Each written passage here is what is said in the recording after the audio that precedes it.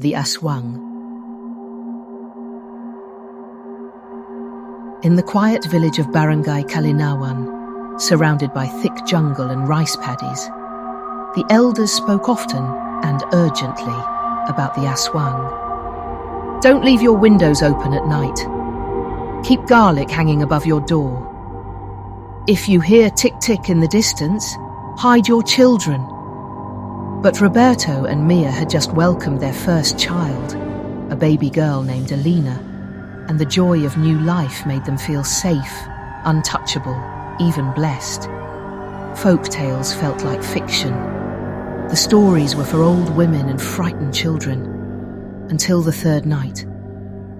It began with scratching on the nipa roof, light, like twigs brushing in the wind. Then came the tick-tick, high-pitched, mechanical, like wings flapping at an unnatural rhythm. It cut through the night like a blade. It would come and go, sometimes soft, sometimes sudden and loud, directly above them. Mia sat upright in bed, heart pounding. "Do you hear that?" she whispered. Roberto, half asleep, nodded. "Bird, maybe. Or a bat." "No," she said, tightening the blanket around Alina. "That's not a bird." She remembered her Lola's warning. When you hear the tick-tick far away, the Aswang is already near.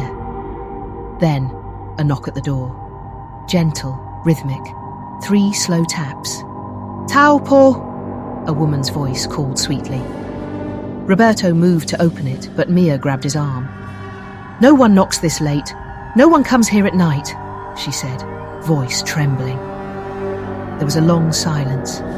Then, a giggle. High-pitched, gliding across the walls like cold air, a laugh that didn't belong to anything human.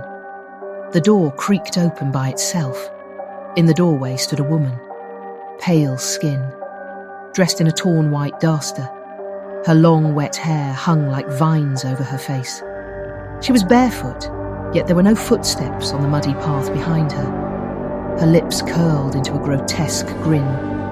Her mouth began to stretch, wider and wider, until the corners tore, revealing rows of jagged yellow teeth. She took a step inside and changed. Skin dropped like a curtain, revealing a twisted, emaciated form. Ribs like blades, wings folded along its back like dead leaves.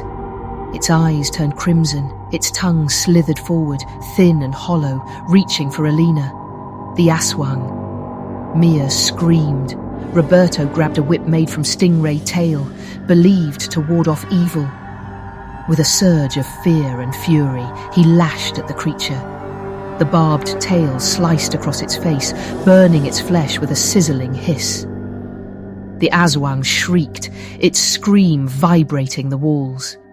It leapt, bursting through the roof in a storm of splinters and dust, wings flapping into the night sky.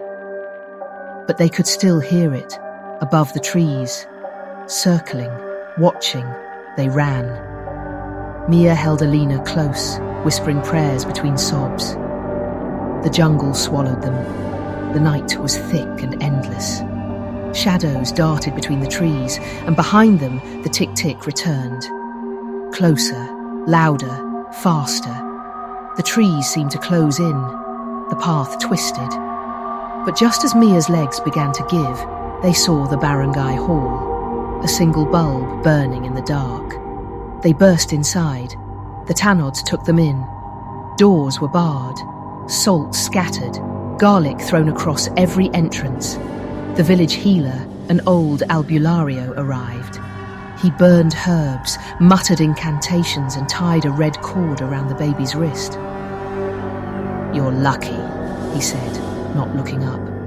"It doesn't always fail to take what it came for." At dawn, things were quiet. The forest stood still, but the roof was gone. Their home torn open like a cracked egg. Deep claw marks slashed the wooden floorboards where Alina's cradle had been.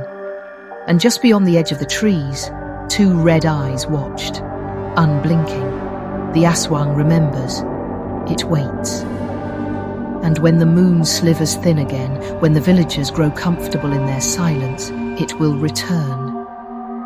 because once the aswang sets its eyes on something, it never lets go.